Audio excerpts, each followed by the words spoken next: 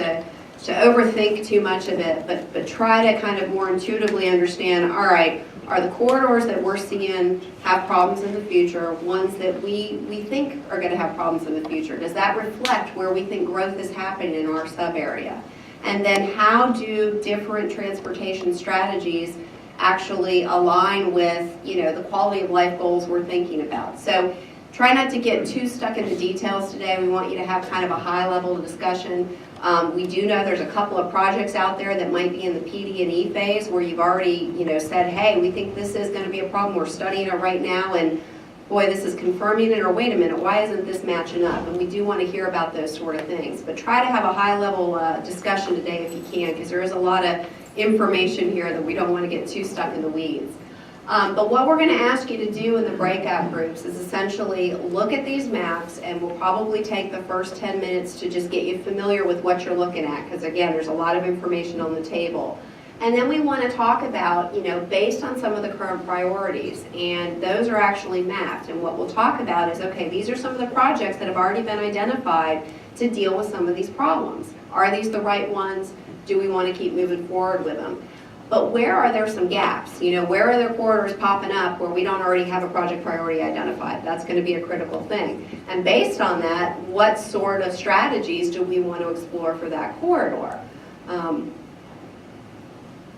When it gets to the strategy discussion, one thing I want to make sure everybody's real comfortable discussing is that there really is this large range of strategies. One of the things, and I don't know if you guys have picked up on it, but what Nick was talking about in terms of looking at the maps, where in one map you see kind of all the red and purple based on adopted levels of service. The second map, that gets a little less purple and red. That's because it's based on congestion with the actual capacity of the roadway. So that's an important distinction, because that's a policy solution that if you say, you know what, we're going to accept a lower level of service. We're going to go from a C to a D. That's a policy strategy to deal with that potential corridor. So think about those things. Capacity is obviously a strategy. You know, there are roadways that, you know, need to be widened. But are there roadways that maybe you've already constrained in terms of it can't get any bigger than 4 lanes because of there's physical issues, there's community issues, whatever it may be, you don't want to widen it. So what do? Are there adjacent networks that you can start improving? Are there parallel facilities? Is there a parallel transit route that might pick up some of that capacity? Land use is another strategy, because one of the things you can do with land use is as these centers start to develop and people do infill and they do compact kind of smart growth development patterns, you're going to pick up walking trips. You know, somebody who lives in a mixed use center at lunchtime doesn't get in their car to go out to lunch. They probably walk to lunch. So there's some real influence you can have in terms of land use patterns on trip making and travel demand. Transit investments. Again, you've heard that transit is actually really growing in our region. It's not just the fact that you all have identified the Orange Blossom Express, but Central Florida has commuter rail, has high-speed rail. I mean, transit is coming. So how does this region respond to that? And where does it make sense for the transit investments to happen in the future? Operations, this is another thing of just thinking about, you know, if it's a borderline area, you know, are there some intersection improvements, signalized timing improvements that could be made? Is this a corridor where maybe some of those solutions aren't currently in place that we might get a 5% benefit by having those in place? And then finally, bicycle and pedestrian. You know, again, if we can try to get more walking and biking trips, that's fewer trips on the road. So where does it make sense to do that? Well, a couple of places it makes the most sense is where you've actually got a good, strong grid in your existing city centers, because that's going to be the most conducive to walking and biking.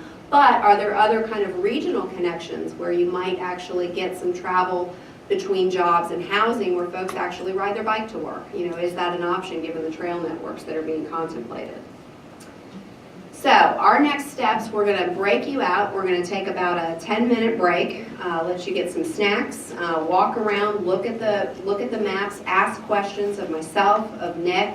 We've actually got, if I could introduce John Weiss here from DOT, and we also have a second DOT representative, whose name's going to escape me, but no, please introduce yourself. David Mark. Thank you, David. And feel free to ask any MPO staff if you have questions. But What we're going to do is spend the next 45 minutes to an hour getting into some detail in the sub areas. And as TJ said, you got to assign yourself to a table.